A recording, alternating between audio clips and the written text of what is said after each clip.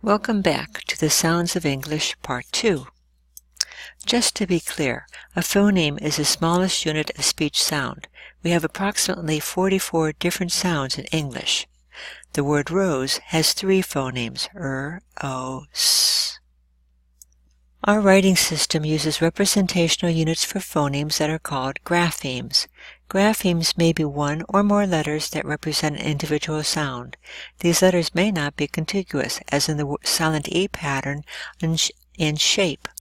Awareness of phonemes provides the template by which graphemes can be mapped to sound later on.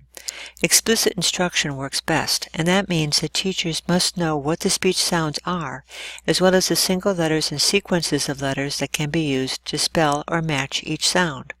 Remember, English isn't a transparent language when it comes to matching sounds and letters.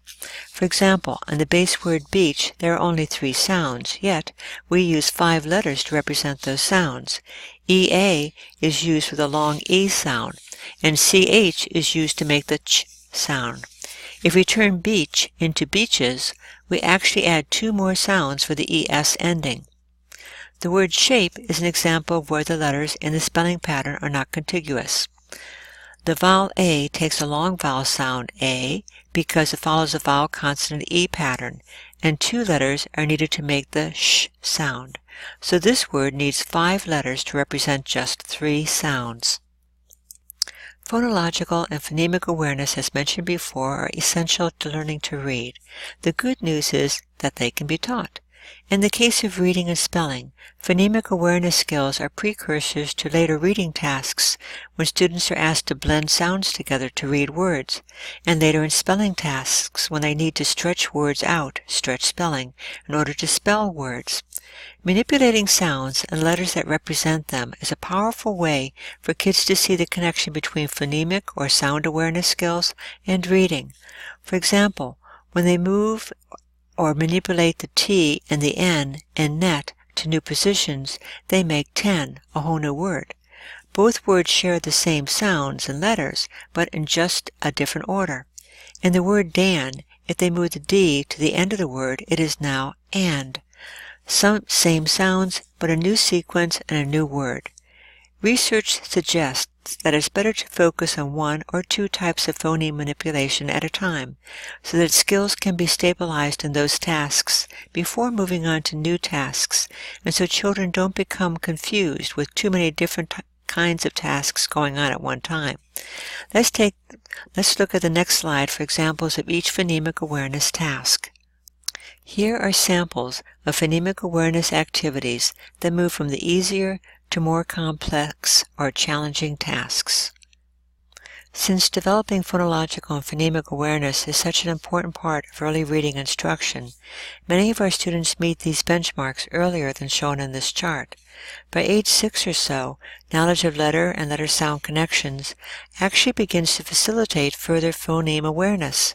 With the formal introduction of phonics, the relationship between phonemic awareness and reading becomes reciprocal.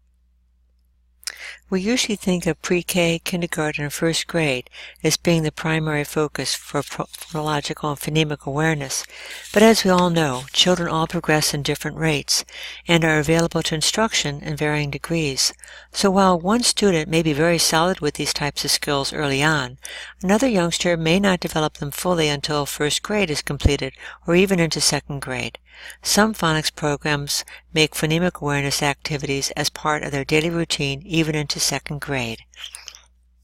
In the next few slides, we will take a quick overview of the actual sounds or phonemes in English. We basically have around 25 consonant sounds and 15 vowel sounds. This chart helps to delineate how consonant sounds are produced. It explains how they feel in the mouth, and contrasts the ones that are similar, as in the case of unvoiced and voiced sounds. Children tend to confuse those in the same row or column because they feel similar as they are produced. Some sounds may use a continuous flow of air as opposed to stopping the airflow as the sound is produced. Other sounds may be voiced in that the vocal cords are engaged more fully than unvoiced sounds.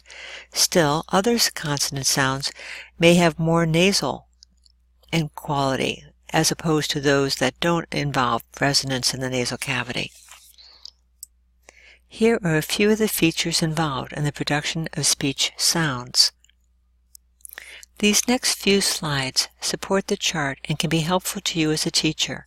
Some children have difficulty hearing the differences between similar sounds as stated previously.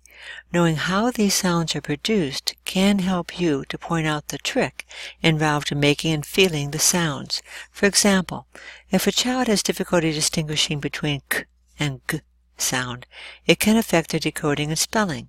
Point out that the letter C sound of k can be felt at the back of their mouth, while the letter G sound of g is felt in their throat. This might help to alleviate some confusion between these sounds. In the case of P versus B, for example, students can place their hand in front of their lips and actually feel the difference in the airflow between pat and boat. Here are a few more positions for consonant phonemes. And here's one more final slide about how some consonant sounds are made. Vowel sounds can be easily distorted by dialect or accents. Most everyone is familiar with the added R sound at the end of America from someone who with a Boston accent, or of the southern drawl so prominent in Gone with the Wind. Most phonemic awareness programs, though, are based on standard English. Although the teeth are involved in the production of many consonants, this is not necessarily the case with vowel sounds. Try saying just the vowel sounds above, starting in the top left corner and moving down and back up to the opposite corner. Vowels with a long mark over them are long vowels, and say the name of the letter. Vowels with a scoop or breve mark over them are short vowel sounds. Notice how the shape of your mouth changed as you progressed from one sound to another. At what point was your mouth most fully open? Do you recall being asked to say ah by the doctor when he was checking for a sore throat? Short O at the bottom is when your mouth is most rounded and open. The diphthongs, R-controlled vowels, and the schwa vowel sounds on the periphery are mentioned on the following slides. These words correspond to the previous chart. Beat has the highest, most smiley front vowel. Say the words in order down the columns so that you can feel your jaw drop as you get to the lowest vowel, ah, short O. Notice how your mouth rounds and closes in when you get to the ah sound, and say the four back vowels in bought, boat, book, and boot. The last column shows words with diphthongs and R-controlled vowels. Diphthongs are considered a single vowel sound because they make one syllable, not two. Spanish and other languages often have more diphthongs than English does. The schwa is particularly important for spelling. Schwa vowels are often the ones that cannot be spelled by sounding out.